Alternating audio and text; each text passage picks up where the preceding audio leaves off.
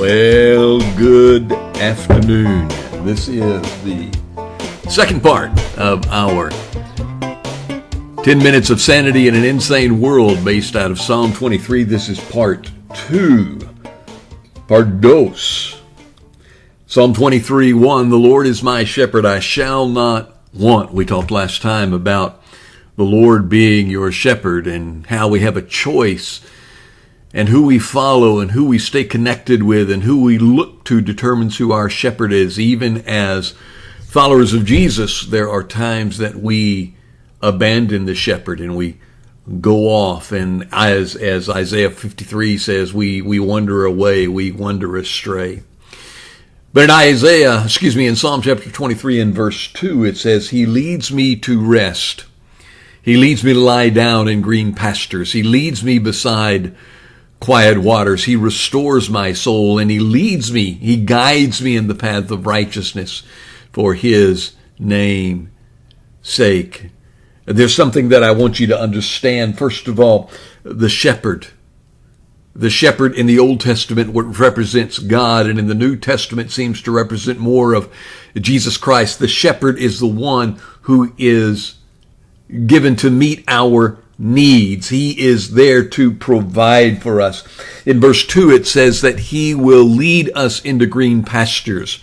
He is going to meet our physical needs. Now, in the Far East, in the ancient East, there wasn't a lot of lush pastures at times, and the shepherd had to work. He had to be diligent about looking and learning where to find the green pastures, where to find the green food, the food that would satiate and satisfy his sheep. And the shepherd would guide his sheep to the green pastures. Now, that doesn't necessarily mean that it was always an easy walk. Sometimes the green pastures were, one was on this side of the mountain and the other was on that side of the mountain, and the sheep would be led by the pastor, led to the pasture. The shepherd would be up in front of the sheep, and he would lead them, not drive them, but lead them, and they would follow him. And sometimes I'm sure the sheep would look at the shepherd and go, where on earth is he going? It doesn't make sense. We're leaving this field and all I see is rocks and all I see is valleys and scrub brush. And I don't know. It seems to me that the shepherd doesn't know what he's doing. I don't understand this. He's making us climb up this steep hill. He's putting us in danger. He took us away from food and everything was great where we were. And now the shepherd wants us to change again. It just doesn't make sense. That's where you have to understand that the Lord is your shepherd, and it is He that will provide for you. He will lead you to the green pastures, and therein you have a choice as a sheep. Am I going to do what I think is best, or do what looks best, or do what seems best, or am I going to put my faith and my trust in my shepherd and keep my eyes on Him and follow Him where He calls me to go? Again, this brings back this point that worms through this entire psalm. The shepherd's job is to lead and protect and provide. The sheep's job is to stay in contact, stay connected, to follow the shepherd. It is not the sheep's job to provide for itself. It is not the sheep's job to find pasture. That's the shepherd's. It is not the sheep's job to find still waters. It is the shepherd. It is not the sheep's job to protect. It is the shepherd. But the sheep has to make a choice. Am I going to go out and look for those things on my own, or am I going to trust the shepherd and stay connected with Him? Am I going to trust the shepherd and keep my eyes on Him and my focus on Him and follow Him? Or am I going to do what I think is best and wander off? Not only did the shepherd have to look diligently for the green pastures, but there's also something else that you need to know about sheep. Sheep get frightened amongst fast running water.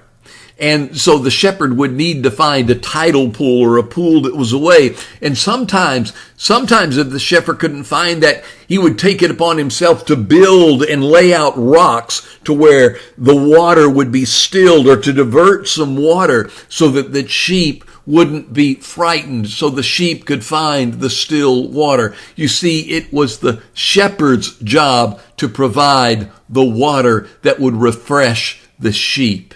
It was the shepherd's job to refine the grass, or provide the grass that would restore the sheep. So the shepherd provides for the physical needs of the sheep. But then we look in verse number 3. He restores my soul. He guides me in the paths of righteousness for his name's sake. Now, this word restore is an interesting word. You find it all throughout the Old Testament. It's the Hebrew word shub. S-H-U-B, shub. It means to renew. It means to turn back. Many times it's used as God's people wandering off and then returning back, shub, to him. They're going one direction and then they turn and go in the other direction. I guess another word that we would be more familiar with in the New Testament would be that of repenting. We're heading one direction, and then we not only have a change of thought, but we have a change of direction, and we turn in the way that we think. We change the way that we think. We change the way that we're going, and we repent and turn back to God. This word shub has a turning back to him, but it also has an interesting part of a restoring, of taking something that it is damaged or is now broken, and restoring it back to its original condition. You can imagine a sheep that has gone astray, and the shepherd goes out and he finds the sheep and he brings them back, and the sheep is all dirty and dusty and muddy, and he's got thorns in his wool, and he's all messed up, and he's a mess. He's maybe been harmed. Maybe he has thorns. Maybe and the shepherd takes and he begins to clean him, and he begins to pull out the thorn, and he begins to wipe away the mud, and he begins to calm the sheep down. He restores the sheep. I know a lot of you watch pickers, and a lot of times you'll notice that they find something that's been discarded and put back in the back of the barn, and you would think that it didn't have any use ever again because it was all dented and bent, and yet they see value in it, and they take and they restore it oftentimes, and they put it back into shape, and they clean it off, and maybe they paint it. And what was once thought as useless is now beautiful. God is in the restoration business. You say, well, how far? That's terrible. My little man just fell over and crashed. Whoop! He doesn't need to be restored. He's still in, well, almost one piece.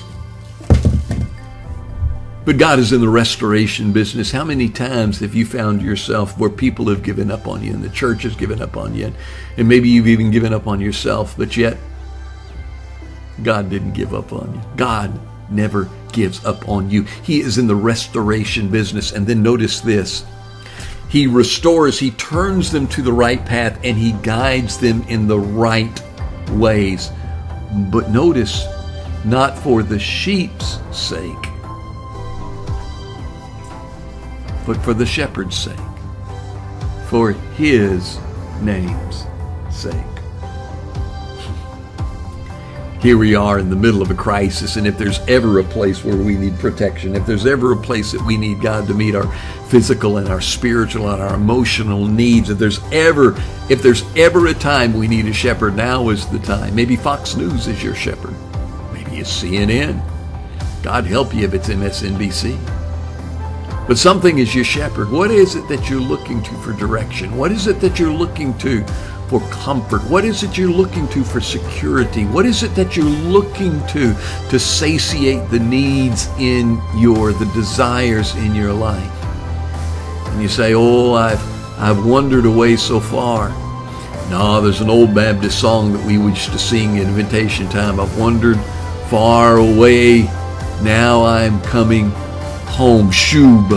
I'm returning home and letting God restore me. The Lord is my shepherd. I shall not want. My shepherd provides green pastures for me to rest in and fill myself in. He leads me beside the still waters to satisfy that craving in my heart.